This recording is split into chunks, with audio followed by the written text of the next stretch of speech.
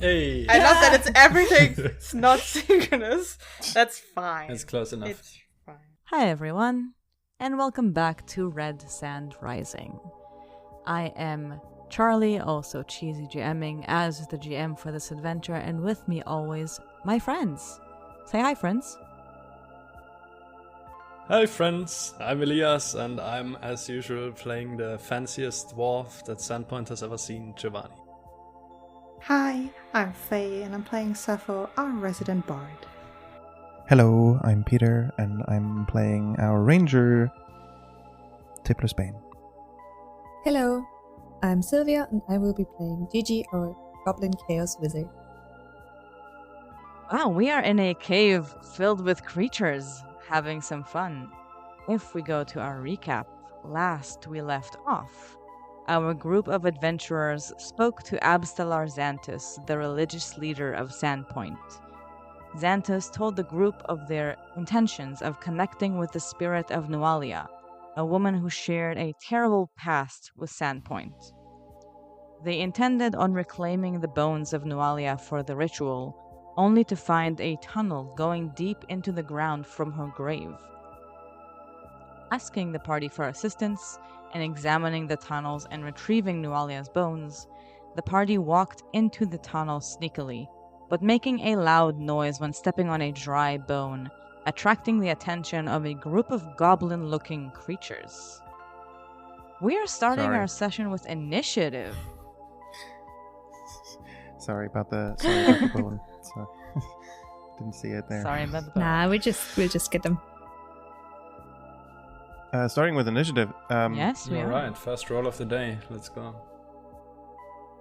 Oh, 24, and that's a roll, right? 18. Let's go.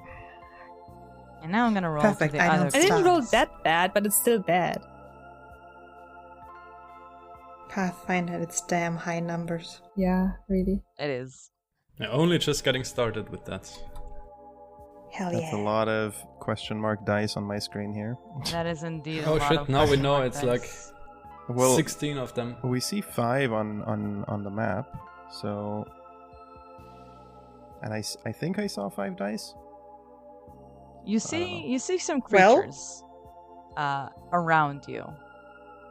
Let's have some music with us as well.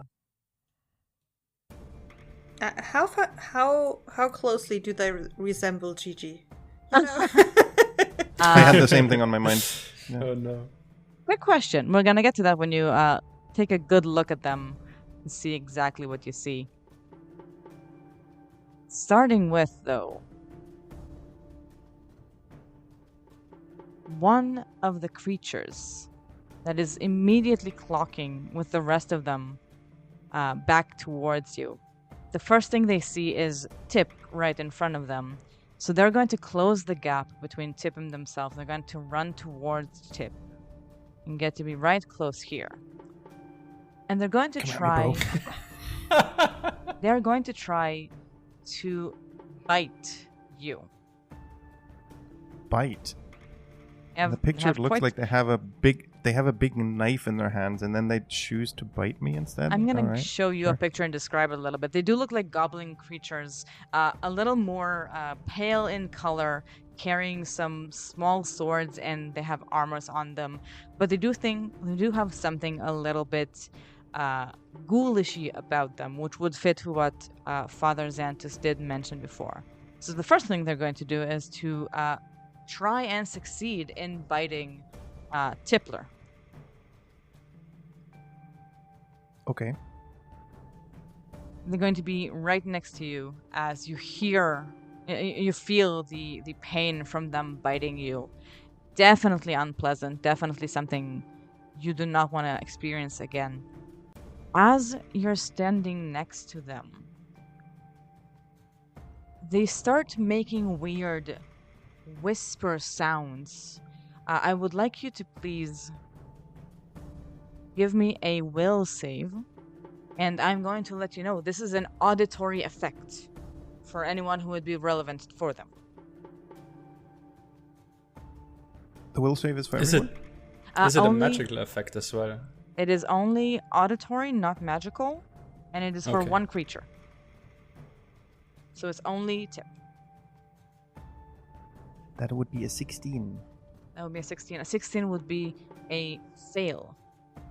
You start hearing whispers in the back of your head, as if words, but not the language you understand, as you start feeling disgusted and sickened. You get an additional amount of damage that I'm rolling for you as you feel these words in the back of your head, and you are sickened 1.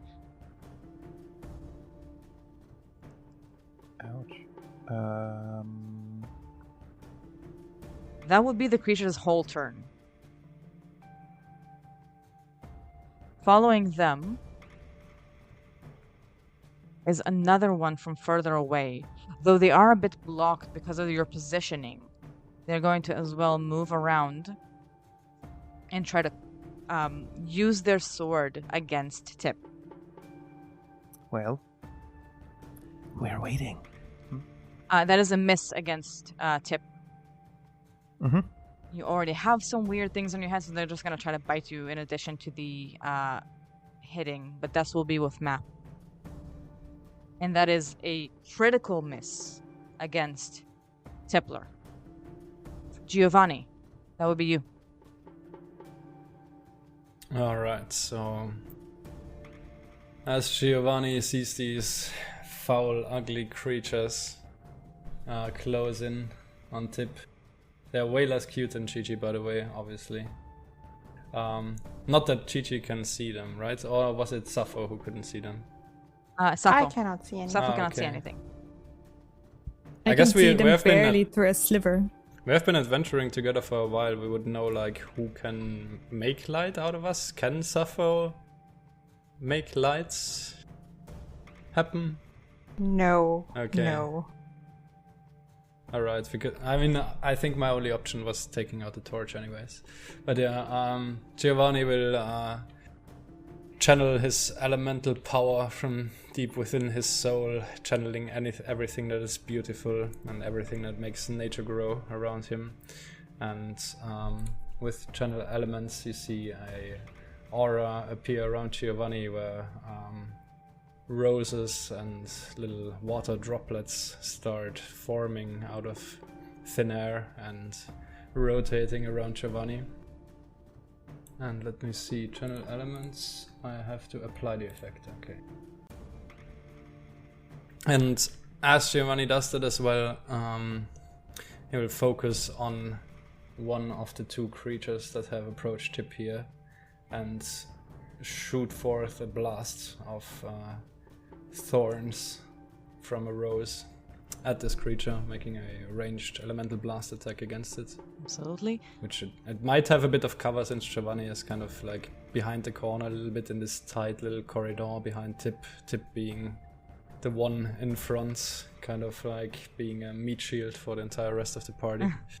Yeah, they would get a +1 for their AC, but I already calculated it, so you can roll against it. Alright, and that will be a wood 1 action ranged elemental blast. And here we go.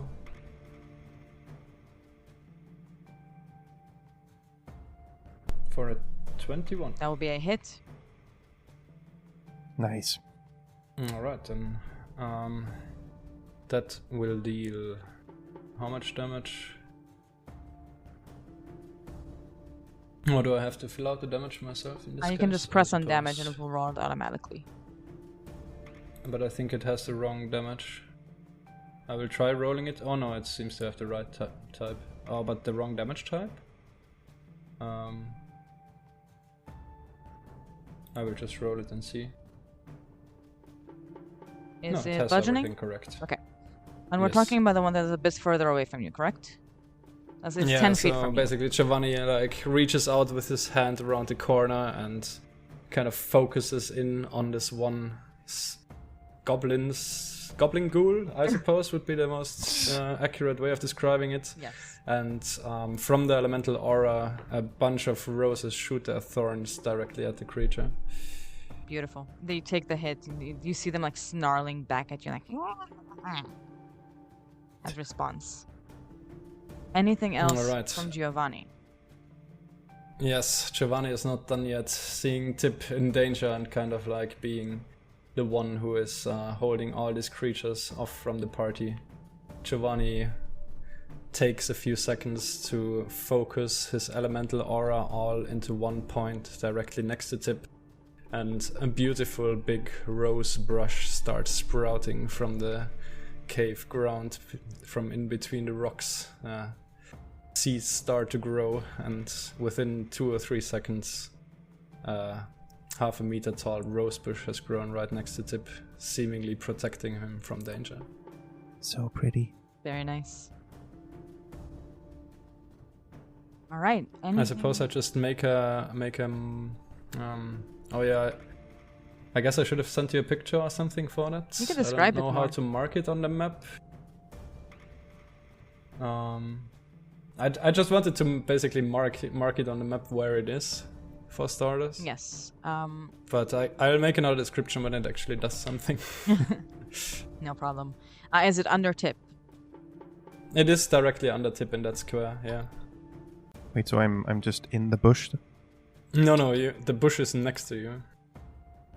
Ah, okay. But in the same About square next to me. like this. Does that work? No, it is actually, it's in its own square. Ah, okay. It is in the square directly below Tipp. Gotcha. All right. Done. Is that Giovanni's turn? That is Giovanni's turn now. Following Giovanni's turn. You didn't take out a torch, right? You did not take out a torch. You didn't take out a torch, right? Nope. No. Because I can see dim light at least. Yeah. Following... And we wanted to sneak, if I remember right. That's why we turned Yeah, off the you light. turned my tried light off, sneaking but up. you all know I had it earlier, so I can Yep. easily Yes. You light tried to up the sneak, area yes. again. Following Giovanni's turn would be another one of those creatures. They're gonna close the gap. Can they share a square with the thing that you created, Giovanni? Yes, the rose bush does not prevent them from moving there. They would move into that spot. They are all surrounding Tipp, as they are the only way for someone to reach this. They're gonna keep going on Tipp. They're going to try to hit you with their claws. As they But now they have raise claws as well? They have claws. They raise one hand with their claws and they just miss unbelievably as they try to do that one more time as they try to bite you. And with that, another miss. You are surrounded by creatures that just don't manage to hit you very well. That will be this one's whole turn. Following this Guess one, Standing in a rose bush doesn't really help with accuracy. they are not great at all. Standing in a different place, you see some of them moving a bit closer towards the opening. You see that they're looking at each other and trying to there's a voice moving between themselves. They jump in a weird... They have this weird leap that they're making. They're kind of preparing a movement and move and jump all the way behind you. And they're going to try to hit Giovanni. Oh, yeah, they have one more action. And they're going to try to hit Giovanni from where they are. Because they have a third action. And they're going to try to claw Giovanni. They are not having a good day as they critically miss Giovanni with their roll. Nice try, foul creature. The time has come. Tipp, you are surrounded with 4 weird creatures. It is your turn. So as for my sickened condition, I guess that dissipates after my turn? Let me tell you exactly. Or does it stick around? It will stick around for a round. For one I'm round, sorry. okay. You are sickened until you consume raw meat. Alright. Is this still a sickened condition that you can retch against for one action, trying to basically puke and remove the condition that way? Let me open that up while you're doing your turn. The thing itself, it does not mention it, but I'm going to check. Then I will target the one to my left. And It is part of the second condition that you can retch. I think unless it says you cannot lose this condition. It doesn't say specifically that you cannot I retch, don't know. but I'm checking with fact checker.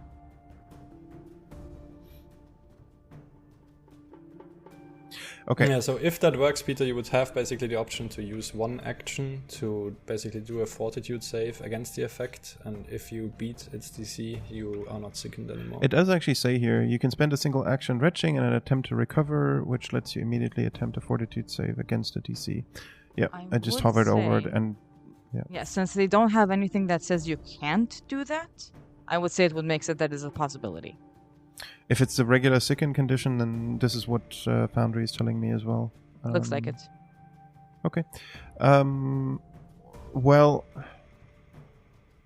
I think Tips is at this point more sick of them than the actual effect, so he's not going to bother with that, and is just going to attack them. So for my first action, I will designate the one on the left as my hunted prey, and then I will use a twin takedown, meaning I will strike twice with my hammer, which is a terrible roll of a total of 3. But I will also follow up with my main gaucherie flavored as a fork. And that's much better. And that's a hit for 23, exactly. And then let me roll damage. That's unfortunately only 5 points of damage. But that's good enough. Which one are you going against? There's There's one on my below left. you, the one on your left. Okay. The one on my... Yep. And after checking, yes, you can retch against sickened. Absolutely. Mm-hmm. Okay. Yeah, I'm not going to bother. Don't care. However, because there's so many around me, I mean, I'm wondering if I should, because the sickened actually also reduces my. No, it doesn't reduce my AC. So in that case, I think I will use my last action to twin parry, meaning I increase my AC. Quick correction, sickened does actually reduce your AC by 1 as well. Yes. Does? It says all checks and DCs. Because it doesn't say in the... It only says your checks and DCs, yeah. But my AC was reduced somehow, so it might be right. AC is basically a kind of DC, like mechanically. Okay. Yes. Because, usually I think my AC should be 22, but now it's 21 with the parry. But that's my turn. All right. So I designate prey, attack, and parry. Following Tipp is going to be Sappho. Sappho, you're way in the back and you can't see Well- anything, but you hear a lot of things. Yes, but I've had my hand, of course, on Jiji, because otherwise I would have not been able to, navigate and know. So my hand on Jiji just grabs a little bit tighter as I cast protection on her. So, because I will raise your AC and saving throws by a +1. You can use click on the spell effect protection to get this. Amazing. And I mean, I don't need to see you to help you and encourage. I just close my eyes and recite one of my favorite poems that is really encouraging for everyone.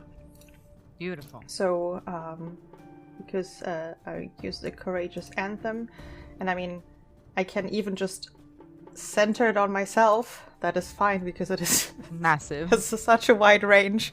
As long as you can hear me, you are now very courageous and get a +1 stat bonus to attack rolls, damage rolls, and saves against fear effects. You can just click on the spell effect and then you have it. So that's already my turn. That is fantastic. Following Sappho would be Jiji. Alright. So many effects on me. Let's get some light in here. I was thinking, does floating flame cast light? Because it's a flaming sphere. Does that create light? It doesn't say in the spell. I would assume floating flame is a way of light, as it's creating it. Otherwise, I Yes. also have Oh, revealing light. yeah. Does that help against darkness? Floating flame will absolutely be a source of light, yes. And what about revealing light? Revealing It says light. creatures that were concealed become visible. Does that mean they become visible in darkness? You choose the appearance of the light, such as color, heatless flames, or sparkling motes. In a way, it does create a source of light. It also has the light tag on it itself, so yes. Okay, then I would use revealing light to try and dazzle as many as I can. Give Tipp some rest. Absolutely. And I think I will actually widen my spell to get out most of them. Okay. So I will... It adds 5 feet first. So that should be 15 feet? Let's see, if you're putting it... Like this? Exactly, you can place it in a way that will catch all Doesn't 3 of hit them. Tipp, right? But doesn't hit Tipp, yes. But it also hits like most of the area of the cave to see if there's any more. Yes. Hopefully reveal any that might be hidden. So, going from the closest ones to you to the furthest away, the one that is right next to Tipp on their left is going to roll a reflex save. And they're going to fail against the spell. The one diagonally from Tipp is going to roll as well. That's going to be a success. The one below Tipp is also going to roll. And the one further, they succeed as well. And the one further away is also going to try to roll against it. I'm going to add a source of light. And they fail as well. You have 2 failures and 2 successes. I'm going to add a source of light in the place that you located the thing. So a creature affected by the light is dazzled. Even on a success, they are affected for 2 rounds. The ones on a failure are affected for a whole minute. Okay. So the ones who failed are dazzled. Let's mark with that. All of them should be dazzled, right? They're all dazzled. They all dazzle. Light affects the creature for 2 Yes. rounds. They are all dazzled. The one successes are only dazzled for 2 rounds. The other ones for a minute. 1. A ground group of dazzled creatures is definitely good. Is there anything that Jiji does except for this? No, since I widened the spell, this is all my actions. All right. And if they were like concealed from anyone, you now see them fully. Perfect. None of the creatures here were concealed. They were already in your full view. But yes, beautiful turn from Jiji. Did the darkness not conceal the one that was further away? No, because the ones who had dark vision could still see them. Okay. Following Jiji, though, is going to be one of our creatures. From further away, they are dazzled, which means they are... Everything for them is concealed. So that's a great move Unless for them. they have a... Unless they have any type of other vision. You would not know that at the moment, in general, so when you would try to figure out that may be possible to see. They are going to try to walk towards the general noises, but they are unable to see something close to them. They're going to move 1 movement, 2 movements, and they're going to start shaking their body in a way that kind of moves air into their garments and into their clothing, and a stench starts coming up from around them. I would like specifically Tippler, as you're the only one who is not a goblin in the range to make a fortitude save, please. Does it smell worse than the bush of roses next to me? Like, does it overpower the smell of the roses? That's a good question. I would say it's quite terrible. But let me open back the rose bush. I wasn't actually. I didn't actually. I don't think the that. tree does. Yeah, I don't think it does. Unless you wanna have it like that, I'll take it. Okay, no, I'll a fortitude save. You said, yeah. Yes, I displayed the thing you can roll against. Can I hero point that? Yes, good time to jump about hero points. For anyone who does not know what that is. Hero point is basically the way we do it is we're going with you roll again, you take the higher one. So we're going with the higher version of hero points. Hero points are options to re-roll something that you roll and you think you failed before you know the result. Yes, you may use your hero point.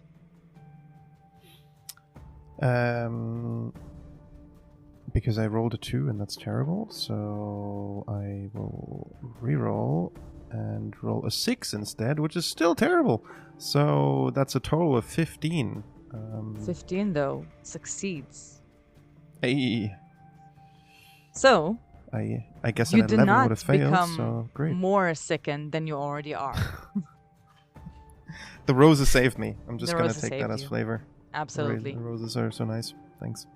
Following them would be one last being from behind the wall that has not been seen or noticed, rushing towards next to their friends, and now having inside their aura both Tipp and Giovanni. I'm gonna ask for both of you to give me another fortitude save. Do we know where the creature is? On the left of Tipp, it's like 10 feet from Tippler, 10 feet from Giovanni. Oh, okay. I rolled another 15, so I save. The roses are just too strong. You both smell this disgusting, rotten smell, and immediately with the smell of the roses, absolutely, you're both like, nope, roses, better.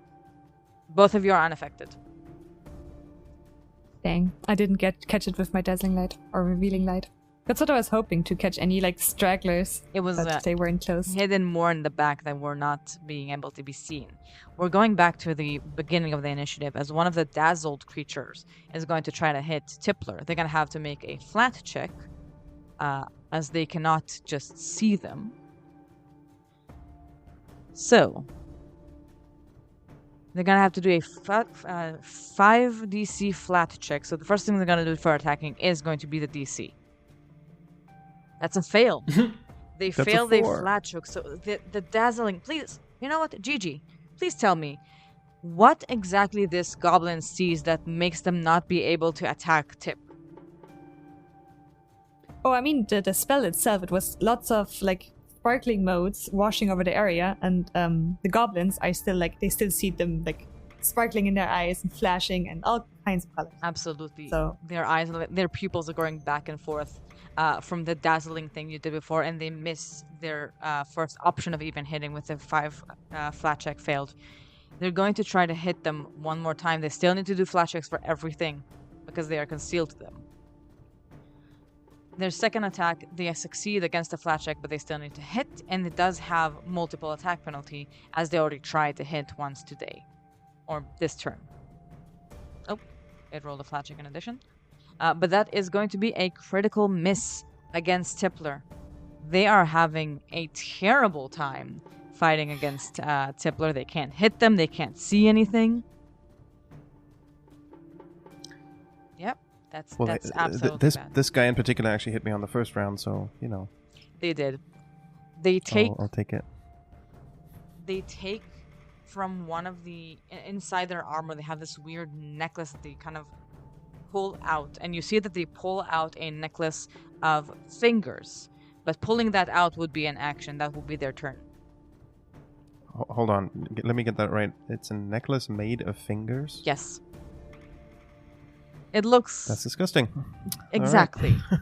Disgusting is the correct Which one word did for that? Huh? The one that is right here. The one that is diagonal to Tipp. Diagonally 5 to me, feet yeah. They are surrounding Tippler essentially, because you're all in a tunnel and they can't jump in, except for the one who already did. The one that is next to Tippler is going to try to hit them as well. They're going to have to do the flat check, just like the other one before. But you are just right next to them. That is a success on the flat check, but a fail on the hit. They are going to try to do that one more time, and if they fail that one as well, they do what their friends do.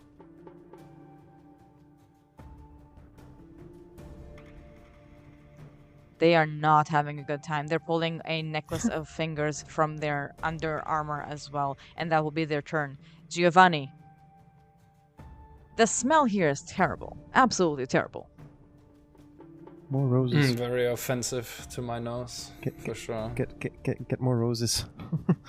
Yeah, you see in Giovanni's face that he wants to get out of here as quick as possible. His kind of affront to his nose cannot be accepted. So quick question to you, dear GM. Is it possible for Giovanni to basically kind of like lean forward into Tipp's space and do something from there and then kind of lean back? Happy to also use an action for it, but I'm not sure if that is... I don't think like mechanically it is something that exists like an action. I believe you are unable to finish an action in a spot of someone else's. Yeah, so basically I can't move unless I would tumble through one of the goblins to land on the other side of them or something like that. And you're surrounded in a position that you will either have to walk through Tipp and tumble through, or just stay where you are and let Tipp be the big shield that they are. Alright, Giovanni closes his eyes and mumbles, "Tipp, forgive me for what I'm about to do. Oh no. But I need to get out of here. These goblins are an affront to anything beautiful and good smelling."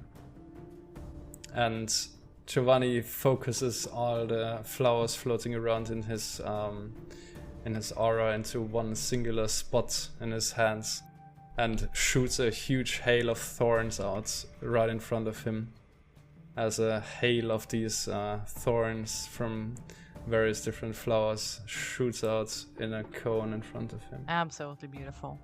You will get to catch most of them, but also Tipp. Yes. Yep.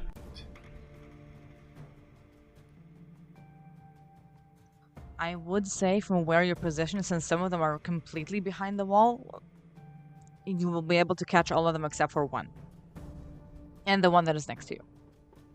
So you'll get 4. Like a cone like that, something like that, where I get like the 4 here in Tipp, but not the one that is completely behind the corner. Yep, makes sense. Alright, I'm gonna start rolling for them from top to bottom. Tipp, you're gonna roll yourself as well. The one that is... basic reflex? Yes, basic reflex yep. save. DC 20, basic reflex. That's... easy. Hey, we did this before, right? I know what's happening. Nat 20, exactly easy.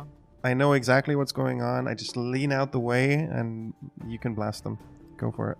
The one that is Tipp just ducks as Giovanni shoots out this entire hail. Tipp just ducks down real quick, completely avoids all of them. Perfect. The one that is adjacent to Tipp and right next to them kind of clocks that Tipp is moving, and they do the exact same thing as they also critically succeed. Wow. That's gonna be rare, don't worry. The one following them is just succeeding, so I believe it's gonna be half damage for them. The one that is below Tippler. Wow. That's gonna be rare, eh? Clocked. Sure. 2 of them clocked exactly what Tipp does. Don't give me another crit here. There you go. 2 of them clock exactly what Tipp does it's and bent crit, over and critical succeed. One of them is kind of like a little too slow on the thing, but one of them is completely completely oblivious to what is going on. Like, huh? And then they get the full hit doubled as they completely critically fail. Please give me your damage. So the one who succeeded takes 1d4 piercing right now and 1d4 bleed damage. Alright, at the end perfect. Of every one of its turns. I'm gonna add that. Could you roll the damage for me from the spell, please? I'm trying, but I'm not sure how to half it. Oh, that I can take. The DM can do that themselves. Based Just roll on it what they normally. need. Exactly. Okay. And do you see at the bottom you can damage half Oh or wait, I double it? rolled like the bleed damage. Oh no, the bleed damage It's was That not is fine. rolled, right? The bleed Or is damage it is both? I think 2d4, so. right? Yeah, so it's 6 piercing damage, so he takes 3 piercing damage, and then he's taking 1d4 piercing at the end of every one of its rounds. 1d4, and the one that critically failed is taking 2.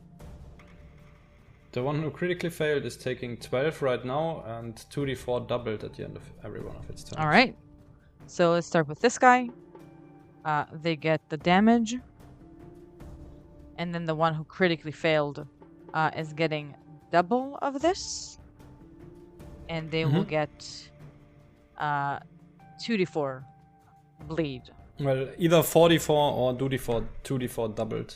And the persistent damage, I'm talking bleed damage. Yeah. It's 2d4 doubled because the crit failed. 2d4. Bleeding, correct? Yeah. Alright. Saved. So which one is the one who critically failed? The one who critically all the way failed to is the one who's south, all the one way to the behind south. the rose bush, basically. Exactly. Below the rose bush. Okay. If you would go on their person, they should have a mark. No, they don't. But no. The one that's critically failed is the one who is 10 feet from Tippler, 15 feet from Giovanni, all the way Got to it. the south. Alright, so Giovanni basically focuses all the power in his elemental aura into this one attack and shoots us this huge hail of splinters. Tipp ducks below it, 2 of the goblins notice what's going on and also quickly duck out of the way. But the one behind Tipp and the other goblin who ducked just gets hit completely in the face. He didn't react fast enough. He was obscured by a bush, he was obscured by 2 other people, didn't see what's going on. Absolutely. And another guy gets hit by quite a lot of thorns in the belly and starts bleeding quite profusely as well. With that though, Giovanni's elemental aura is completely spent, and Giovanni takes a second to kind of refocus a bit and reset a bit and get this elemental aura going again. At the same time, also channeling a few flowers that have already come back to shoot a few thorns at the injured goblin, kind of diagonal from Tipp. And Giovanni attacks it with a ranged wood elemental blast here. So I'm going to say, since you are in view, you definitely notice that they got hit from what you did, but you do see, as they are quite close to you, that it doesn't seem like they have anything to bleed out. They took the damage, Okay. but it doesn't seem like they're bleeding from it. Alright, and with the elemental aura being channeled again, but unfortunately missing the injured goblin, Giovanni's turn is over. Alright. Followed by the one right after you is the one that is right below Tippler. They are still dazzled. They are going to be like this for a while. They're going to try to do a strike on you with their claw against Tippler, who is right next to them. They miss as you have your twin parry up, and they are unable to go through that. Like the claw gets stuck in the fork, and I just like slam it back at him. It's like an angry cat noise in a way, but a little more sickening. As they miss the hit against you, they're going to try to bite you in falling, as you are the only one right in view to breach, as in a way they made a blockade for you, but also for themselves. He's gonna try to bite you. It is still dazzled. It's 1 on the flat check and 1 on the dice and the critical miss. It is Goblin Ghoul's very bad day. They're really having a bad time. They're having a terrible time. Well, you managed to dazzle 4 of them. That's definitely removing half the strikes that they're having, or not having. They are going to try to leap behind Giovanni. Now, a leap that they're going to do is a movement. However, as they jump above you, Tipp, you notice it's quite a bit too quick, as this kind of movement does not trigger reactions. That's unfortunate. That is indeed unfortunate. As they jump all the way to the other side. and that would be their turn. Following that one would be the one that is right next to Giovanni and Jiji. Jiji managed to make a lot of people blind for a very long time. So this one is going to go against Jiji. They're going to try to attack you with their claws. That is a hit against Jiji. As they're going to try to damage. Dang, the protection wasn't enough. Unfortunately, that is 3 slashing damage as they hit you with their claw, and they're going to immediately grab your arm after that, as they're using a grab action, which is now changing your situation into being essentially grabbed. Grabbed would mean that your movement is essentially you're immobilized at the moment, and for every manipulate action, which would be most spells, for example, you're going to have to do a flat check. Following the grab, you're going to start to hear, as Jiji looks at this creature that is slashing her, grabbing her, and looking her into the eyes, as you start hearing whispers in the back of your head as well. And I'm going to ask you to give me a will saving throw. I would like to interrupt. Absolutely. It's auditory. Because I would like to, do a counter performance. Beautiful. To see if I can maybe protect you. I will roll my performance check for this. I mean, that's a decent one. That is absolutely a decent one. Yes, because you can either use my roll or yours for the save. So you can roll for the save and take the higher one, basically. You can roll and see which one is higher. Yeah, that is needed because that's that one. So I will definitely be taking Sappho's performance. Yeah, it's just like a really quick poet just like whispered or like loudly said into Gigi's ear to just like, no, focus on me. You just like blabber over it. Absolutely. Which is a great choice because critical failure is not fantastic. You are unaffected at the moment. That would be their turn. Following their turn is going to be Tippler. All right. I'm still sick, but I still don't really care. I feel like as a mushroom that's like slightly poisonous by himself. It's just like, yep, whatever. Because it smells so bad, I take a good whiff of the roses in front of me to focus up, and then try and attack the guy on my left again. He is still my hunted prey. So I will use my twin takedown again, meaning my hammer first, for a whopping 29. Absolutely. Which is a critical hit. It is a critical hit. I roll damage for 8 points of damage, which then should be doubled, right? It is the one that is to your left? On my left, yes. On your left, exactly. Yep. Crit, then yes, it should be doubled. Mm-hmm.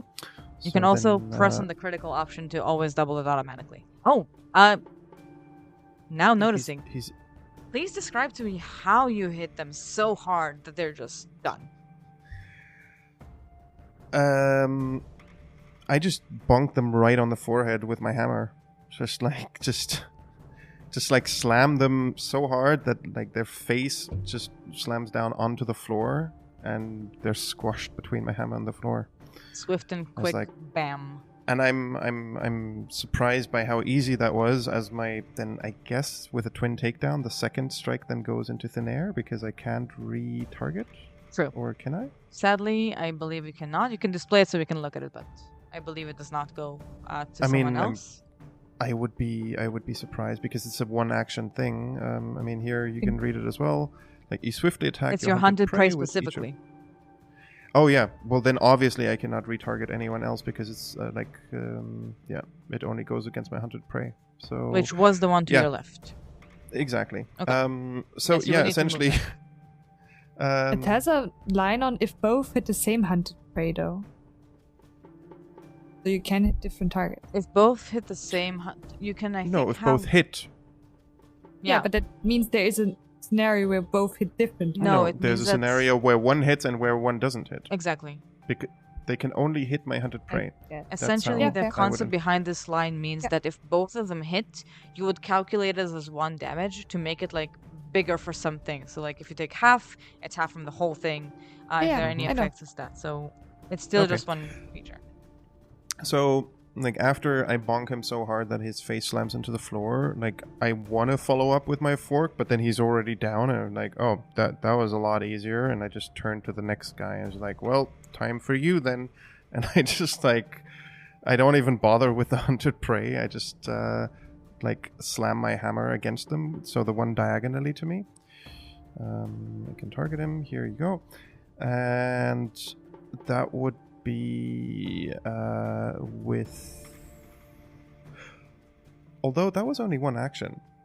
No, I may as well actually designate him hunted prey then. So yeah, I do hunt this guy as well, because then I get a much better penalty for my second attack, because then it's only a -3, which is then only an 11, so I miss, and that would be my turn. All right. Sappho, you are up next. Yeah. Taking a deep breath of, there's a evil, ghoulish goblin now next to me, and I don't like this. But I'm gathering all of my courage to continue encouraging my friends with the courageous anthem. I will try then to do my best of distracting the ghoul with a... I mean, I've said I've pulled out a poetry book surrounding the undead that is a really obscure, weird poem about undead creatures. So I'm using a bon mot against this. I want to meet the poet who writes about the undead. Probably a so necromancer. many weird poets. Oh yeah. Fair. Which one are you targeting against? Because the one that is close to us, because I really don't like being next to undead. They're so close. I have also noticed something, and I'm gonna apologize for that. I would be removing the second condition from Tippler, because they would have to grab you in order to give you the whispers. So I'm removing that. I'm sorry. That was my bad. So I was never sickened in the to begin with? Yes, the 1 second is Jiji. Okay. Well, it didn't mess up anything anyway, so it's fine. Yeah, just made sure that... Am I sickened? Didn't you weren't Sappho sickened. You're not sickened? do the counter, right? Yes, you countered. He tried to sicken me, but Sappho did her performance against it. You are not sickened. Please remember that you did succeed against this roll, because this is going to come up later. Mm-hmm. But you're still grabbed then, or not? Still grabbed. Yeah, I am grabbed. So my diplomacy is a 20. A 26 against their will DC is a critical success. That means they are distracted and take a -3 penalty to perception and will saves for 1 minute. Done. You see them being distracted from Sappho's reading. Something about it is just combining in their mind differently. With things that I've read about, especially ghoulish types before, would I have any idea of if I run away from them, if they would bite me? That would be a recall knowledge to know if they have any attack of opportunity. Though I would tell you that you haven't seen anyone trying to run away from them so far. Yes. But the one next to you is grappling me, right? Yes, the one below. Take that how you will. The one below Gigi is grappling Jimmy. Yes. Oh, thought it was the one that was that. No, the one below you, not the one on your left. Okay. I mean, I would like to recall knowledge if I've, ever read anything about them. Like, Please give me a religion roll, or if you have any specific applicable things, that would be relevant as well. I mean, I will use I'm a law master, so for lore, I will use my bardic lore, because I have no religion, but I have some bardic lore. You can absolutely give me a blind roll for that, please. Yes, I will. Here you go. Thank you. What is your question against or about this creature? Just, if most is like, is running away, does this trigger attacks of opportunity? Is it like something known of like, oh yeah, if you try running away, they will jump into your back and do something.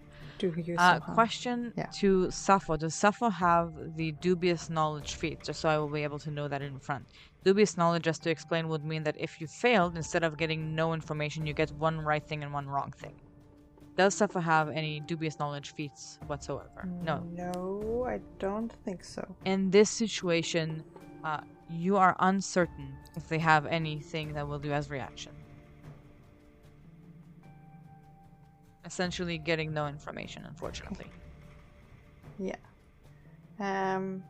So I will.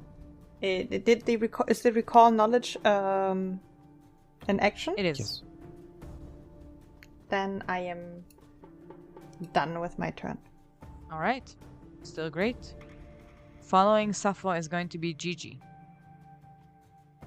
All right. First, is striking a manipulate action? Striking, like as hitting, is not. But switching to a weapon, taking a weapon out, moving, casting a spell. Last time we took out our weapons, so I already have my dagger out. Yes. So I could strike with that. Absolutely. Secondly, what would I need to do to be ungrabbed? Could I spend an action or two to try to get out? Yes. So to try to get out of the grab, you could try to use an action to release yourself from it. You would need to use either athletics, acrobatics, or unarmed strike against their athletics DC. Mm-hmm. But it's also one action, right? Yes. Then I might as well try and just strike him. Absolutely. The one at the bottom who's grappling me, right? Yes, the one that's below you. So I'm targeting this one. And I will strike with my dagger. Come on. Why? Another nat one. I keep rolling Another nat nat ones. Unfortunate. Can I use my hero point to reroll that? Of course. If you have a hero point, yes, of course. I actually added one, but I will distract it and reroll. That It's is the a lot exact same better. thing that Peter rerolled. It is still a hit from a critical miss. It is a hit. Great. That is an upgrade. So they take the 1d4 piercing damage. Not very hard to hit. But the dagger is also poisoned, so he will have to do the poison. Could you please display the poison so I can giant roll against it? centipede venom. Thank you. Quick question, Charlie, Yes. or like quick note. I believe the undead trait makes you immune to poison. If they're undead, they're probably immune to poison. They are immune to poison. I was going to still roll for them, but describe to you Oh yeah. that you would see. It is on my dagger, and it's the only weapon I'm holding. You would It see. is a cold iron dagger, if that does anything. That you do not see any specific effects that might hint to you of anything special. Though you do see that as you stab them with the dagger, the poison is like not taking effect into their body. Alright. That is unfortunate, but it was under my only weapon, so the poison is consumed. Yep. And honestly, I will just try and ignore the and try a cantrip at least to see if I can get past the grapple. No problem. That will See be if I can just wiggle through. a DC flat check. 5. You succeed. You can do your cantrip. Amazing. And I will like to electric arc both of the ones close. No problem. Could you please display the DC so they will roll against it? There we go. There you go. I'm gonna roll for the one that is grabbing you first. The one that is grabbing you is rolling their reflex save. And they fail. And the one that has been bond-moted by Sappho also fails. Both of them take full damage. Amazing. So both of them would take... It is 7 electric damage. Both of them were almost uninjured until now, and both of them are now looking not great. Not having the hottest day. Anything else from Jiji? Nope, that is my turn. Okay. Following Jiji is going to be some more goblin creatures. You are just swarmed and surrounded by them. The one that is going to go next is the one that is below Tipp. It is still dazzled, but that is the one that succeeded but not... that failed but not critically failed, meaning at the end of their turn, they will no longer be dazzled. But for now, they're just still not seeing so well. They're going to try to hit Tipp, as they are the closest one to them.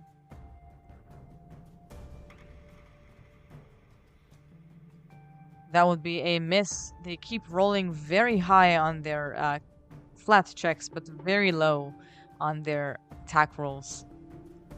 This particular one actually rolled exactly the same. He rolled an 18 on both. It's just not enough to hit me. One of them, he rolled a 9 plus stuff. They got to an 18. The result is the same.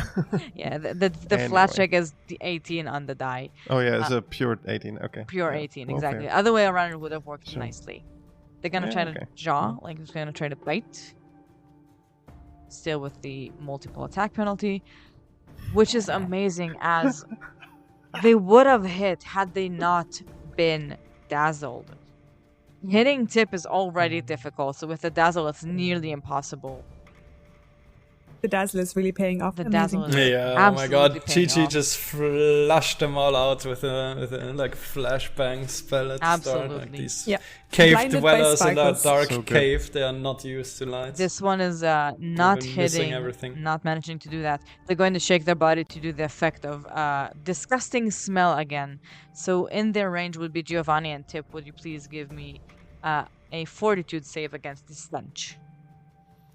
Roses, help me. They absolutely you turned my 16 into a 3 with your dice. Both no, I still took the 16. critical successes against their stench. This guy is not getting a break, though now their dazzle specifically is out. The other one who would have dazzle gone is the one that Tipp already KO'd. That would be this guy's turn. Quick question, yes. Like Giovanni would kind of expect this guy to like bleed very profusely. What is anything coming out of the multiple holes that were punched into this guy's body by the many thorns, or is just nothing coming out? As I've described earlier, there is no blood to bleed. Essentially, you see no effect from this bleed specifically. The thing that hit them, yes, there was an effect, but the extra bleeding, you did not see anything coming out of it. Following that one, there's one guy that between themselves and Tipp, there's a body of their friend previously. So in anger, and they're actually not dazzled, it is going to take a step towards Tipp. And they're going to try to attack them. Though they are not dazzled, so they might actually hit.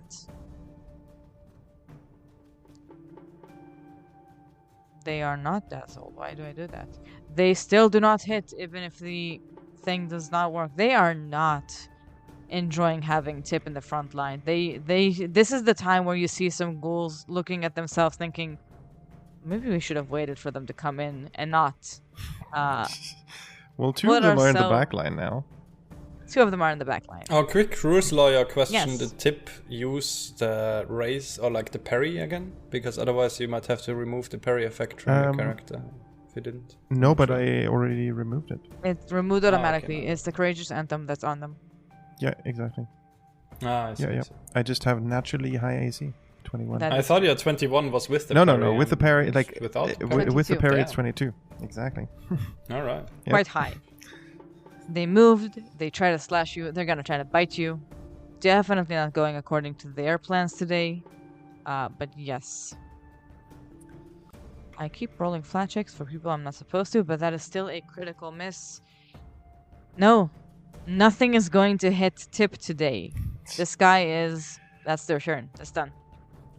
The roses are just empowering me too much. The roses are... Sorry.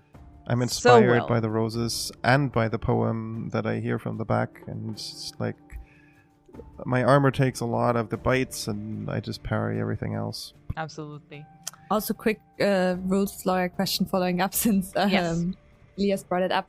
Don't you get +2 circumstance from your parry? Because one If of your your weapons has the offhand parry weapon trait. has the parry trait, then you get +2 from raising it with. And I with believe your Gosh raising has the the parry trait, though? basically, I think. Yeah, it would. It does have parry trait. Yes. Not that it applies right now, but Yeah, I think then you should be getting +2 from raising it, right? you should get +2. Next time you use it. Just Yeah, I was remember saying, to use the bottom one when you drag it on. yeah, let's look at it when it comes, because it says on the thing itself +2, so I believe it should be +2 Yeah, exactly. regularly. But it depends on which one you draw onto yourself. yeah. The top one is the normal one. I see. The bottom one, if you drag and drop That's where it, the is mistake was +2 last one. time. Okay. okay. I Got just that. dragged You the just wrong gotta one on remember- me, but then I just need to remember to always drag the Also, parry trait one. 23 with the parry. So yeah, down. I would have a total of Look at 23 after parrying. That is going Sorry, to be... but that But came actually- up as the follow-up No, now. good yeah. point. I nominate for hero point here actually, because that's a really good valid point. I accept. I'm gonna give a hero point. I really like giving hero points for rules corrections and stuff like that. Also roleplay, but rules is great. We're learning things together. So yes, please write yourself a hero point. And maybe before you Yay, have a thank you. 23 AC, I'm gonna try to hit you with the guy that is still dazzled, but might just maybe today's their lucky day. Today is their lucky day. Oh yeah, because I'm Oh, he's flanked. flanking you. Oh yeah, because there's a guy behind me. Who would have diagonally thought? as well. Okay, well, it's just a regular hit. So They're do your raising their damage. claw and they slash you for Alright. 3 slashing damage. In that moment, the rose bush that's just been standing there for a while, that like goblin next to the attacker is just chilling inside the rose bush, and he notices like that he gets shaken around a bit as the vines from the rose bush just deflect the attack from the goblin and take the damage for Tipp. Meaning the rose bush is taking the attack instead of Tipp. Oh man. Let me explain to you why this is such a good move. Once they manage to actually hit, they automatically manage to grab if they have an action left. But since Which the they do, rose right? bush is the one that takes the attack instead of Tipp, they are unable to use a grab action against Tippler. Which means they are unable to use their weird things that they can do with grab actions. Would that be the case though? Because they got the hit but not the damage. So That's Let the me thing. read the ability really quick. So, whenever an ally adjacent is hit by a strike, the bush interposes its branches and takes the damage first. And that's all the ability says. So would they also take the hit? Is the question? I guess. Yes. Right. It would essentially have to, because means- Would make sense for They me. Yeah. take the hit instead of you, which means this guy Okay. can't grab you, which means they can't do Okay. the worst No, thing they can do. So that was such a I think smart move. if the attack would overkill my rose bush, basically deal more damage than it has HP left, then the rest of the damage would still Yes. be taken by you, so you would probably also be affected by its conditions. Absolutely. Then. But yes, your rose bush takes 3 points of slashing damage that you can apply to yourself. You see this Yeah, I'm tracking them. this creature is like visibly confused and upset. They're like they finally managed to get a landing of a hit, but somehow their claw just moved towards this rose bush that was pulling it towards them. Visibly upset from this. Well, yelling in annoyance is a free action, so you hear them being like annoyed and upset that it's not working. This is the guy that already took out a necklace of fingers, and it's going to just bite into one of the fingers and heal themselves a little bit. Oh yeah, Sukuna, is this you? just a quick snack. Sure. Jujutsu Like, Kaisen is does this not a endorse this Jujutsu show. Kaisen reference? That will be their turn. Man, that come into their plans. Absolutely go into their plans and foil them completely. This one is gone. Giovanni. Beautiful work with the roses. Alright, so the creature right in front of Giovanni is still holding Jiji in its grab, right? Yes. Yep. And it's not dazzled by the light either. Unfortunately not. No. Alright, so putting some information here together in Giovanni's mind, just kind of a little calculation. They eat fingers. True. They don't bleed. True. They have been described as being most likely ghouls earlier by the clergy. Giovanni will focus, instead of the physical type of damage, Giovanni will try to hit the one in front of it by basically pulling together the power in Giovanni's aura to make a sword out of the roses that are floating around and hit the creature in front of it with a melee elemental blast, but with the pure energy of the life force inside of it, attempting to deal vitality damage to it, hoping that would kind of hurt the undead creature more so than just any other type of damage. Beautiful. And with that, Giovanni will use 2 actions here to do a melee elemental blast using the wood element. And I haven't targeted it yet. Let me do that real quick. Alright. Oh, and that's a natural 20. That's gonna be a crit. Alright, Amazing. I wanna see the damage. Amazing. Alright. Against, If the vitality damage does nothing, I'm gonna be so mad here. against which one are you aiming? The one above you? The one that has The one that Jiji has grabbed, Jiji grabbed. the one that is not dazzled and has Jiji Yes. grabbed right in front of Giovanni. That is also flanking Tipp. Like, it's kind of a pretty important little goblin take him ghoul out. as far as goblin ghouls go. You can roll damage for me, please. Let's see.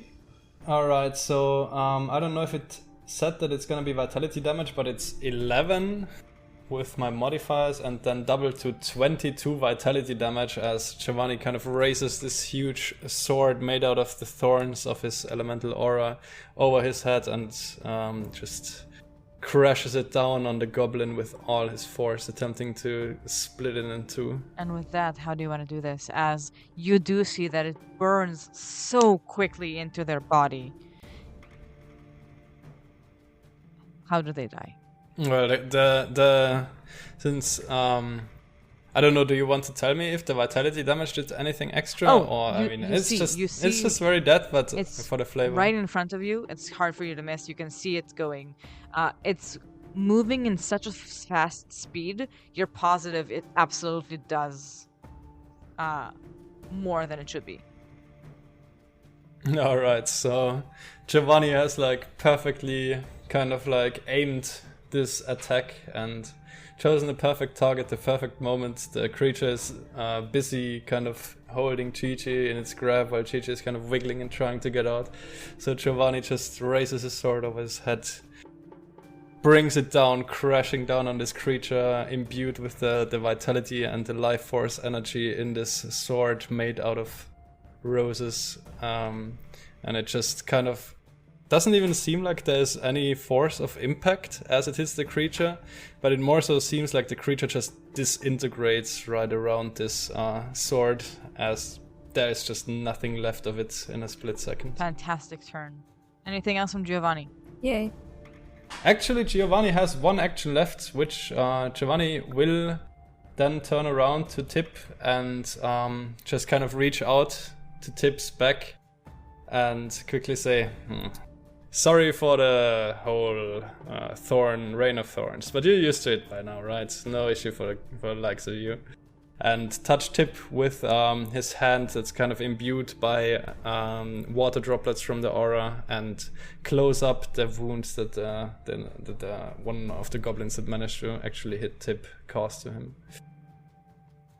And there's gonna be Ocean Spawn, which is gonna be 1d8 healing to Tipp, and it's 2d8 I think now, yeah. And Tipp heals for 13 HP. Nice. And he's full health again. Beautiful. And that's Giovanni's turn. Just a Beautiful. group of I am goblins. ungrabbed now, right? You're ungrabbed now, yes. As the creature turned into ash and light, Marvel style. Disintegrated. Disintegrated. That's the word I was looking for. Right, Following thank you, Giovanni. following Giovanni is the one that is stuck between Giovanni, Jiji, and Sappho that is also bond-moted. Being kind of in a confused position between the three, but also they're the ones who can also not see that great. But they did see the person from next to them, Giovanni, and did some kind of light, and then one of their friends screaming in death noises. They're going to try to go to Giovanni and attack them. They're going to try to claw you. They do have to do their flat rolls. Oh, wow. They rolled a nat 20 on the dazzle on the check. flat roll, but a nat 1 on the hit itself. So that is not they're not having this day. Just newcomers taking over their house. They're going to remove some of their move some of their garments, and they're going to release their stench. I'm gonna have everyone, because I think you're all in 10 foot from them, to roll a fortitude save for me, please. Just because it was was it a 1 on the critical miss rolled? They missed with the critical 6. Yep. Because of are we rolling with basically when there's a critical miss that there's a status change? That's what it's called. I'm so sorry.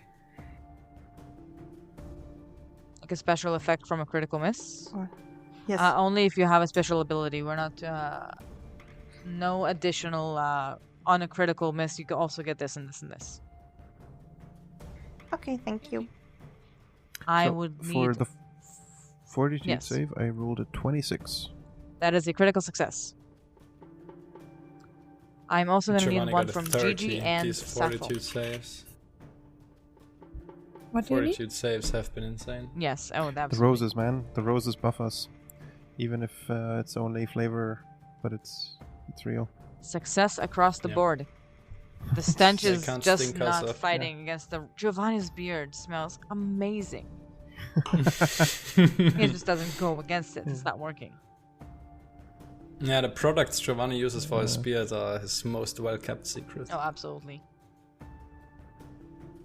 They are running out of options. I believe they did 2 actions, which would leave them with a 3rd. Yes.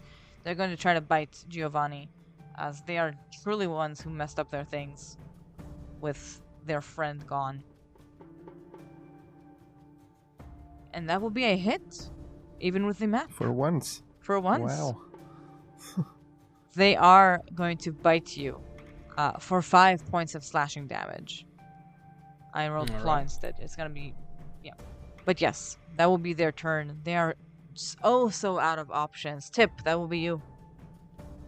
Oh, no effect on him hitting me with this one? No, I because you suppose? need to use an action after that for also grabbing, and then use another action after Ah, I that. see. Which is... What was their they're, final action?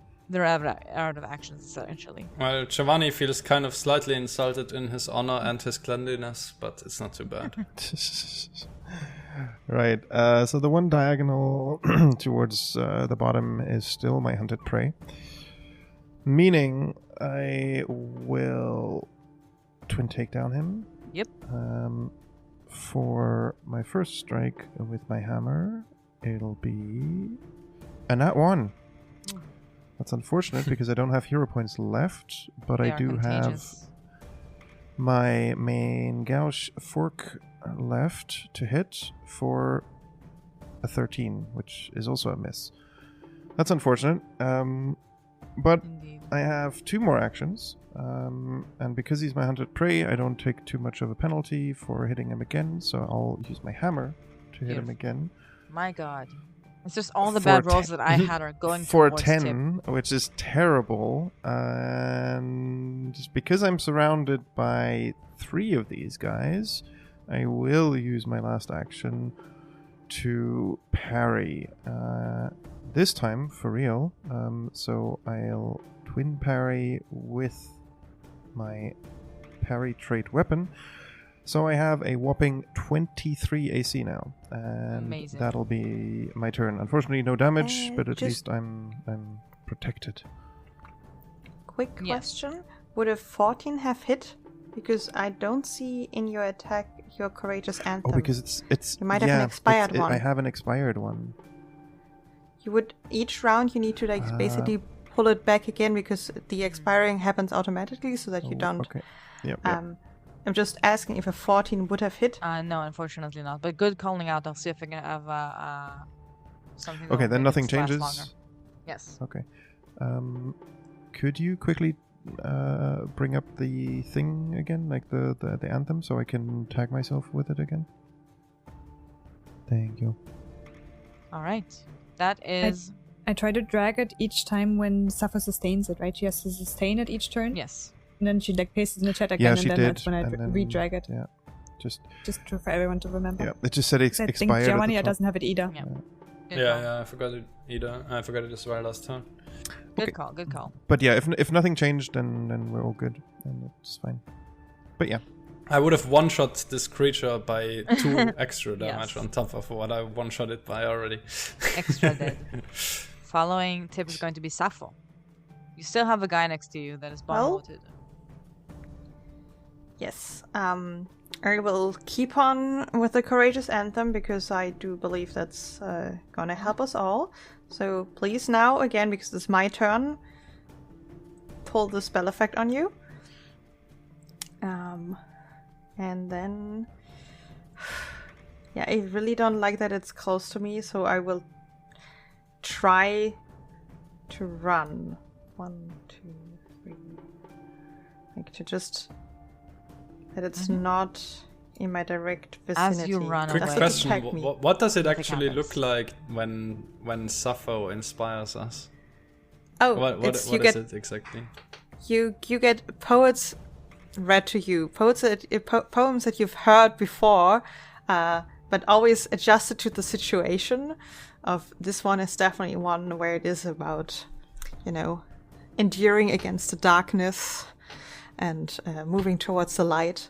Fantastic. But yeah, Sappho's just running away while, keep saying just a poem, repeating it over. Beautiful. Fantastic. it's a cheesy one, Yeah. but I like it. Yes. Yes. And since this one is Bon Yes. mode, I can't do a Bon mode on a different one without stopping the one Bon mode, right? Or I believe so. I think you actually can. I think you can bon mow multiple Let's go creatures to at once. Bonmo. So as you bon mow because there them, is you launch an insightful quip at a foe, distracting them. You choose a foe within 30 feet, and you roll a diplomacy check against their will DC. It does not mean in any way that you can't do that to more than once, as far as I can see. yes. Oh, because then Hello, I'm new to spell casting and stuff in Pathfinder. Because then I would have not run as far, because then I could have... Because I would then try to bon mow The other one.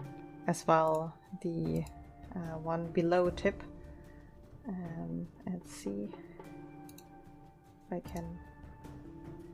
Yes, I can... Whoa, that is bad.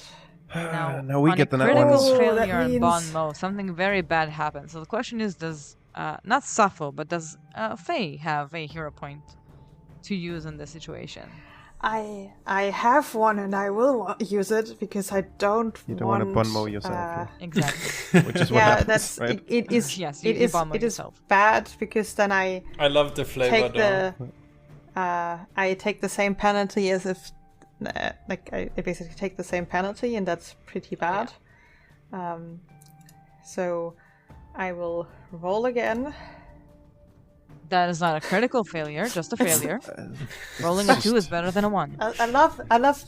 Yeah, I went from 1 to it's improvement, Yeah. right? It's better. It's just about. The difference. Next time we're gonna is get a Yeah. 3, and then things are really looking up Yeah, from there. Exactly. Maybe I was just with the like running away, it feels like just the quip didn't hit as well. Of just like, while you're running away, it's just not as threatening. It's not a good look. Yeah, it's not a good look. I'll get you as you run away. Sappho moves. Sappho that's my bon turn. motes. What was the third thing? You sustain your courage anthem. Gigi, Yes. you are no longer grabbed. And your dazzle, my god, was a sight to behold. Literally. It was dazzling, would you say? It was dazzling is what I say. The goblin in front of me, who looks way too undead and unhealthy Yes. for being a goblin. Yes, absolutely. I will probably just strike him since he's in my range and then have to go afterwards. He looks like the kind of goblin that would have followed That is a Nualia to attack the critical town. hit on the goblin. Let's go. Critical hit. Critical hit. Me. Oh, damn. Is it because of the Courageous It Anthem is. +1? Or would have been? I don't know if it shows Alright. it to you, but Let's it does go. show to me that +1 of the Courageous Anthem is what made the difference between a hit to a critical hit.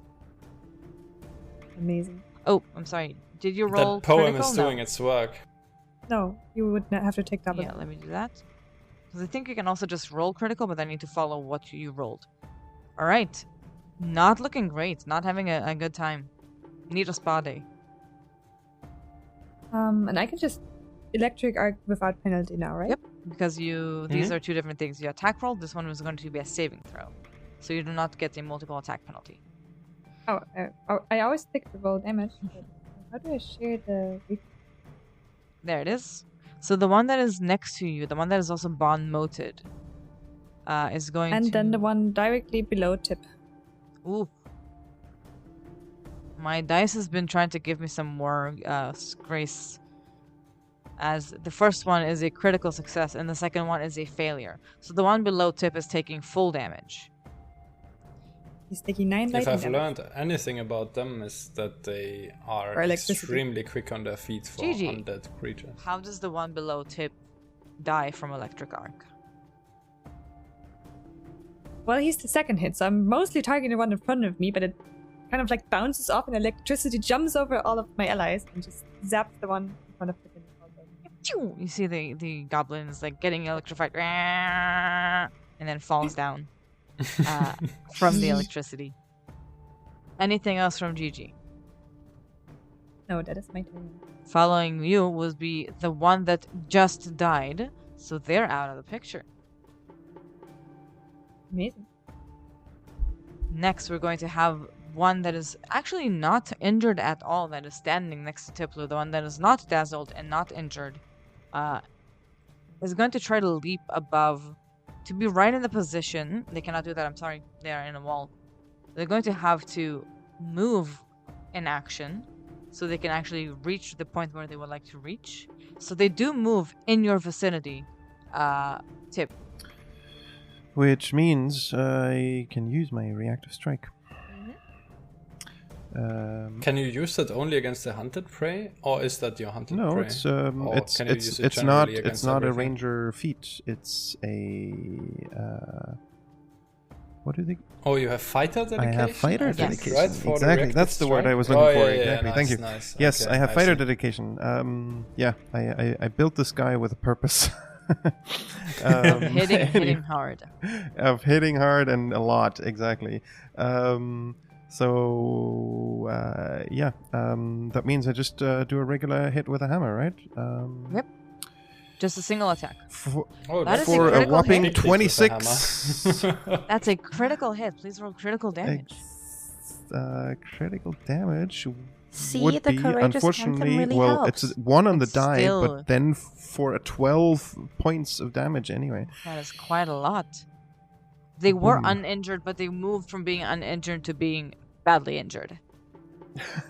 That poem that Sappho recited while running away Beautiful really has poem. inspired us into Exactly. critting. As their second I action, love hell out how of while these running creatures. away, of like retreating, she is giving us the courage to fight. Exactly. So like Bard her being fear Bard. is turned into our courage. Sappho's like, keep them off me, do anything you want, but keep them off me. Exactly. Yeah, Beautiful. I mean, you all know how squishy like Sappho is, even for like, yes, she's taller than all of you, but not very Beautiful. hearty. their first action was to move where you got a great hit on them. Their second action is going to be to leap to this empty space that is right between Jiji and Giovanni, that gives them access to Jiji, Giovanni, and Tipp all together. And their third action is going to be to use their weird stench thing. I'm going to ask everyone except for Sappho to give me a fortitude save. That is a critical success. I cannot roll below 16 on a fortitude Nope. save today. I don't know what's going on. Don't jinx it. I'll join you. Giovanni is just not affected by the stench of We these have- I'll join you creatures. in critically succeeding. 2 critical successes and a success. No one is affected. Their stench is nothing We are compared still to right The next Giovanni. to rose Giovanni. bush is The so rose good as well. bush is so good. Yeah. Following that one is going to be... There's one that is still dazzled next to Tipp, but now they are also flanking you, which would put Tipp in an off-guard position. So if they actually manage to do something, because they are still dazzled, they might actually hit. They're going to try to claw Tippler. Nope, they critically miss once more. As once yeah. again, their flat check is 18, but their dice for hitting is just... no. They're going to try to bite you following that. Like, they still have to get through my 23 AC, which, like, no. It It's would not be happening. 21 back because you're off guard, but it's still not hitting. Oh, yeah, true, yeah. They're just Well, not having a good day. They are running out of options. So they are going to still do their weird stench thing. I'm going to ask for another fortitude save. Not that I feel like it's going to do a lot of changes. From Giovanni and Tippler. 26. Critical success. Critical success. And critical A success. 17 again. It's like 5 fortitude saves in a row. Giovanni just cannot be affected by the stench. Like, I swear to God, the beard. products in his beard are just blocking his nose off from any I'm stench. going to say canonically, your beard is just so good smelling. Like, smells so good that nothing is interrupting it. We are going to Giovanni's turn. I love that your beard is basically a plague mask, Oh, yeah. where there's like just a lot of herbs in it, so that nothing can get past. It's just like, And I Oh, stand. good. I mean, I'm standing between Giovanni and the rose bush, so it's like, yeah, same thing. Alright, so Giovanni got the message. Sappho does not like to have any of these stinky creatures next to her, even less than Giovanni does. So Giovanni will attack the one closest to Sappho here, the one north of Giovanni in this narrow corridor. Seeing that the vitality infused sword just smashed one last time Giovanni tried it, he's gonna go for a bit of a weaker one this time, because he figures like, yeah, it's enough to kind of just kill them rather than just completely disintegrating them. That was kind of overkill, so it's just gonna be a 1-action melee elemental blast against that creature north of Giovanni, which is gonna be a 2. Why the hell not? Giovanni is like, oh no, that's not gonna hit. Quickly corrects the kind of trajectory of this strike in the last moment, using a hero point to reroll that. Absolutely. And it's gonna be a 3 instead. Amazing. For 15 to hit, despite the inspiration from the poem, is still gonna be not I enough. feel like my bad to rolls hit are this creature. contagious towards everyone. You Oh, well. transferred them to us. I mean, no, I love that our hero points make it +1. And they're just slowly, And not gradually going up. reroll. It's basically a +1. It's like, I've had that most of the I mean- times now, where the hero point just added 1. Hey, it changed from Yeah, true. critical misses to misses sometimes. Fair. Alright. you know what? Giovanni is not happy with this. After like the rose sword kind of like gets dodged by this goblin, he kind of like pulls it back for going just for another hit right away on the same creature, trying to get it with the backswing. And that's gonna be a 14 on the dice. For critical but I hit? didn't apply the multiple attack penalty, so it's just gonna be a normal hit for Absolutely. 1d8 plus 3 vitality damage, which is gonna be a 6 vitality damage, so 6 plus whatever its weakness to vitality And you're is. targeting the one above you.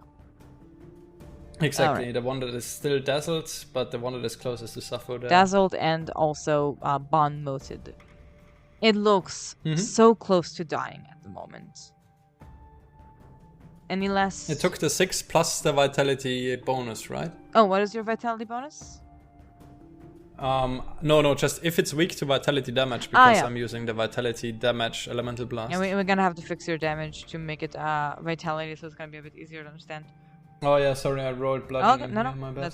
we should make it automatically between sessions. Yeah, because wood blast can basically, I can choose if it should be bludgeoning or if it should be vitality damage, so it's not that easy to like. I think I have to manually modify it, but yeah, it is on its last legs then, I suppose. Yes. Alright. And then Giovanni kind of takes a quick look around, seeing if anyone's injured, but like Giovanni has a scratch, Jiji has a scratch, and that's kind of it. Basically. Giovanni is just kind of disgusted by this stinky, disgusting creature touching him. So with his last action, Giovanni will kind of like channel some of the water droplets in his aura to basically touch his wound and send the water inside. And as he pulls away his hand, the water kind of comes out with a little bit of like dirt and green muck to kind of cleanse his wound and close it back up, because Giovanni does not like running around with open wounds caused by disgusting creatures. Absolutely. And that's the turn. Following Giovanni is the one that you just hit. They're like heavy breathing, having a bad time. They're not in a good situation at all. You see them take one action to take this necklace that they have of fingers. Take one action, bite into a finger to heal themselves. For a fantastic 1 point of healing. And as a third action, they're going to try to hit Giovanni. Our chances are that was a stinky finger. Slim. That was indeed a stinky finger. They would have hit, but the dazzling effect doing its job. Another miss. Tipp, that will be you. Flashbang saves the day again. Alright. So my hunted prey is still around. Yes, they're right next to you. My hunted prey is still around. And he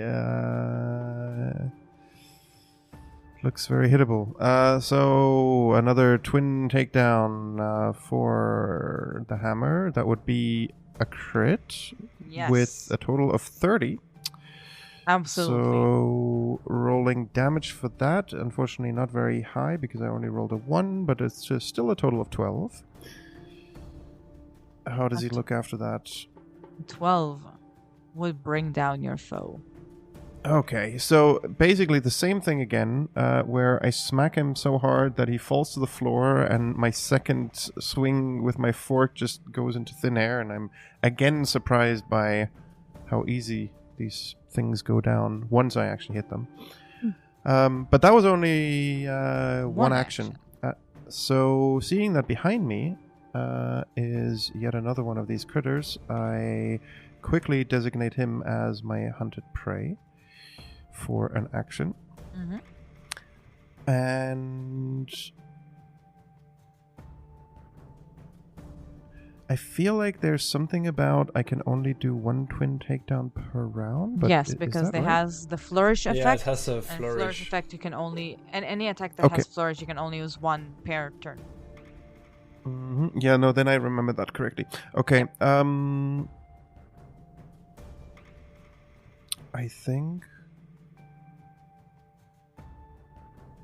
Yeah, no, it's fine. Then in that case, I still designate him as hunted prey because I don't suffer as much multiple attack penalty by doing that. So I just swing my hammer at him for my third attack, which is a 19 on the dice for another critical hit of a total of 27. Amazing. So this time, again, only a 1 on the die, so still a 12. Still enough to bring down this one as well. You are swatting them down like flies. So now I got the hang of how I actually kill these things, and I just apply this knowledge. Beautiful. I feel like Tipp is playing Whack-A-Mole. Yeah, exactly. Just turning around. Bam, like, boom, bam, Bang! Dang it, a bit to the Exactly. left. Very Beautiful. good. Well, I didn't hit anything last turn, and now I killed 2 in 1. I think I made up for it, and Absolutely. that's my turn. Sappho, there's one goblin creature left on its last leg. How is your Yes. tone going? I will keep on with the courageous Beautiful. anthem because we need it. And then the Gigi spell made light, but was it enough that this area is also in dim light because I technically still can't see, or like it's hidden. The light from was me? a bit further away in, and not in an area that you could have seen specifically. And it doesn't go on the creatures. It's like blinding them, but the light stayed where it was. Yeah, but it's not, so it doesn't reach out to this in between. No, it corridor was path. the range of it was smaller than to reach inside the thing. Like to catch all of the goblins you could have caught, it would need to be a bit further in, so it's not in the tunnel. If I wanted to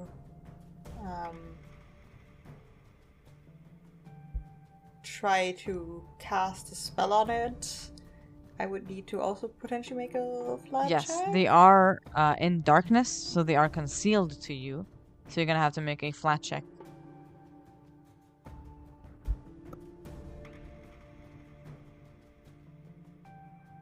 Well, I don't hit Unfortunately, 4 on the die. Does the revealing light not specifically counter the concealed condition? I thought that was why I cast it. Let me look at your concealing light for a moment. And your Revealing light. revealing light for a moment. It says if the creature is affected and it was concealed, it is now visible. I think that basically means that if the creature is trying to hide or trying to ambush you or That's why I trying was to asking stealth in earlier if some that way. counts against being concealed by darkness, as in they're like highlighted by the light, or if it's I just think a in clear the light. area that you cast Yeah. it, because the area is illuminated where you cast it, but this But kind of the corridor creature is where we were affecting in. the light. Like it says specifically a creature affected by revealing light, and it is because it's Oh still yeah, dazzled. because it is still affected by the light. Yeah. Yeah, it might The be that light it's kind of affects like the glowing a creature. bit itself. Because I know in D&D a similar spell exists where it specifically says they are outlined by the light. I have no idea if that like applies here. That's kind of how I assumed it would work, because it says if the creature is affected by this, it is, if it's concealed, it instead becomes visible. So that's what I assumed it does. But that is up to you as DM. So I'm gonna say it like this. For today, we're gonna do as you said, without the flat check. We're gonna check it between sessions, and if anyone that is listening also would like to let us know, please do. We're gonna check between sessions to see where it falls, because I do believe it's supposed to be staying where it is. But I would say that today we're gonna go without the flat check, as that was the point of casting Revealing Light. Does that sound fair? All right. Yep. That sounds fair. Then I will try to attack Yes. it with needle darts. Give me a roll.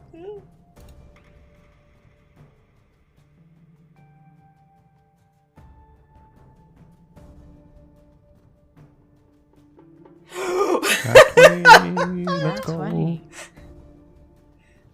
I'm very encouraged by myself, apparently. After running away and like missing the bon mot, it just is like, oh no, this is like really shameful. We're not close to the disgusting creature anymore. That would be pretty inspiring to me as well. Give me a damage roll. Beautiful damage. Sappho, how do you want to do this? Well, while reciting the poem, just really concentrating really hard on the creature, just throwing out of their hand just a bunch of small needles and just with like because I don't like it, and hoping that they don't hit Giovanni behind the creature, and more If like they're sterile, I don't care. taken aback like a little bit that it actually dies. It's just like, oh, better than expected. Beautiful. You use your needle darts. You bring this creature down, and with that, we are out of combat. The voices subside. You no longer hear the conversation noises that they had before, the weird voices that they made as you approached to hear what happened.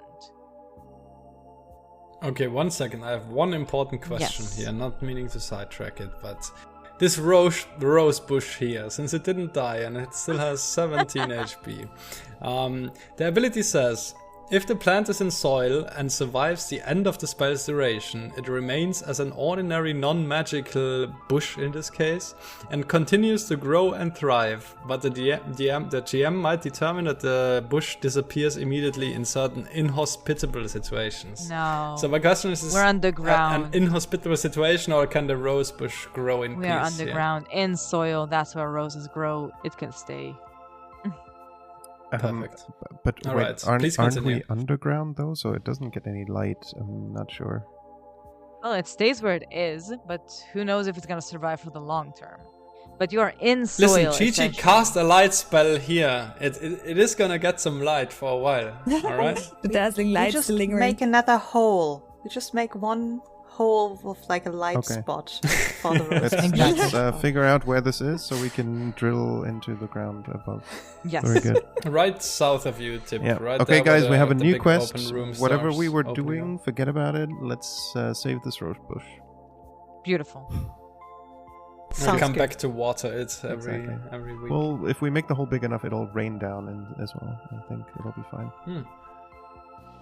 As, Yeah, we have our priorities. All right. That's very good.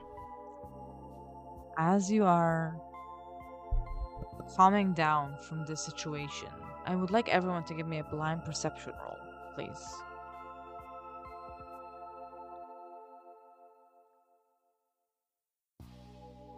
As you're catching your breaths, kind of getting a little more time after all the goblin creatures are down. You notice different things. Sappho, you approach the group a little bit more. Where Jiji already made the light, there is some lit areas. And you can notice that there's something odd about one of the scratches that Jiji has from one of the creatures. As if something about it is oozing, but it doesn't seem like it's doing anything to her at the moment. But it does seem to be like something that might become a problem. Additionally, Oh, yeah, please go. Gigi, Yeah? you might want to get that looked at, and just like, circles around with her finger just off the area where it oozes. It's just like it doesn't look too good. Do you reckon an elixir might help? I think so. I mean, it doesn't look like it. You won't fall, unconscious because of it in like the next couple minutes. But I mean, we should maybe if we go into the area with more light, we should check it out a little bit more. Yeah. Can I roll something to figure out if like healing the wound via an elixir or like a healing potion would like counteract Yeah, it? absolutely. It will either be medicine or religion, please. Either of them Alright. blind.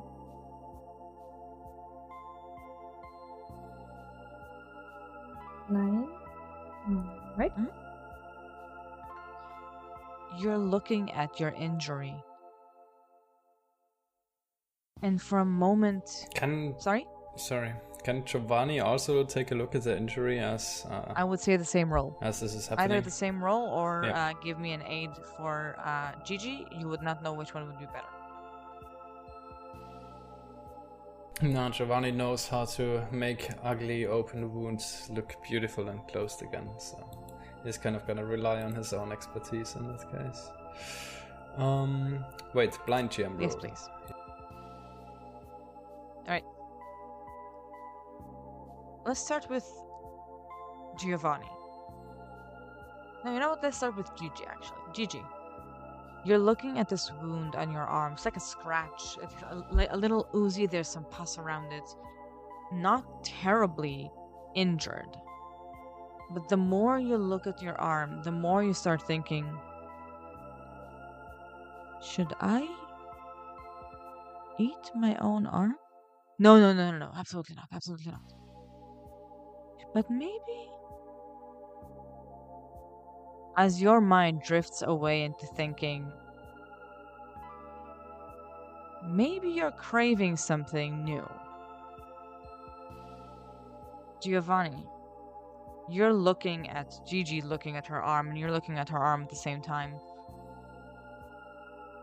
You realize something as you're looking at the injury and seeing Jiji respond in a way as you see her slowly, almost unaware, as if she's moving her arm towards her mouth and opening her mouth to, like, it looks like she's going to try to bite her own hand, and you kind of stop her in the middle as you clock something in this injury, or from this injury, you believe has cursed Jiji into craving raw flesh. Wait, do I believe it's an actual Yes. curse? Like a type of curse? Yes. You believe Okay. it might not be taking hold yet, but it's definitely something that if you don't take care of quickly, it's gonna come back worse. Or continue worse. Did either of us get an answer of if like healing the wound would also like stop the curse, as in like a potion or elixir? So dealing with curses are a bit more complicated than just a wound, a potion or a elixir or something. There's a whole need to deal with curses specifically. It's sometimes more ritualistic. It requires learning about the curse specifically to understand what would make it go away. It would not be going away from just an elixir or a potion. It would require actually taking time and care to remove a curse.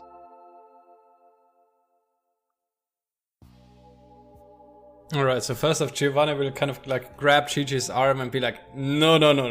This, points at the arm, is not food. This, as Giovanni kind of conjures a fresh fruit in his hand, this is food, and kind of like puts it in front of Gigi's mouth so Gigi would eat the fruit instead of her own arm, as Giovanni kind of like grows just out of the plants floating around his aura, grows like a fresh, juicy looking fruit that looks very tasty to anyone who is not trying to enjoy their own arm right now. Perhaps, I don't know what effect it would have on Gigi. Would she like that? Would she still prefer her own arm? I don't know. I would add that you would probably know, as Jiji, you are a wizard. There is a 4th rank spell that would remove curse if you succeed to roll it successfully. So finding a scroll to try to remove that curse would be completely in your possibilities.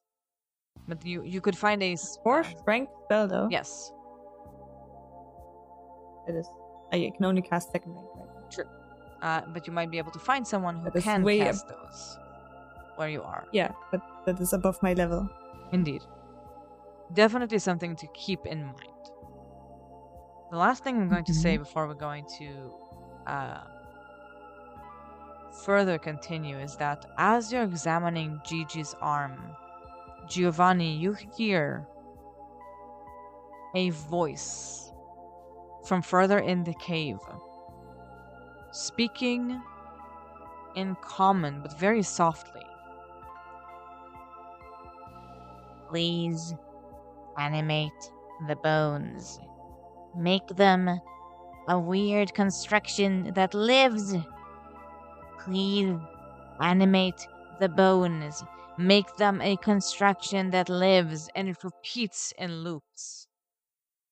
As you figure out someone inside of this cave is trying to perform a ritual of some sort.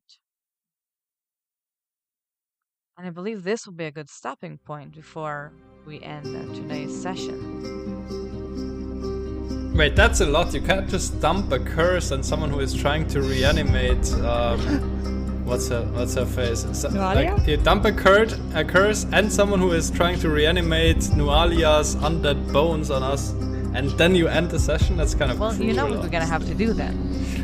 We're just gonna have to come back and play again next time. All right. Gigi will just be like, nah, I'll be fine. Let's stop them. File a petition. Thank you everyone for joining us. Thank you listeners for joining us as well. And we're gonna come back here next week figuring out Gigi's curse and the ritual that is being taken hold. Thank you. Goodbye. All right. Bye. It's been like Thank a you. bunch of fun. Bye-bye.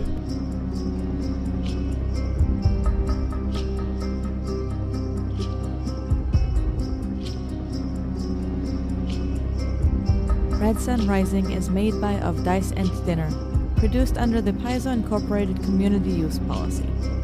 Red Sun Rising uses trademarks and or copyrights owned by Paizo Inc., used under Paizo's fan content policy at paizo.com/licenses/fan content.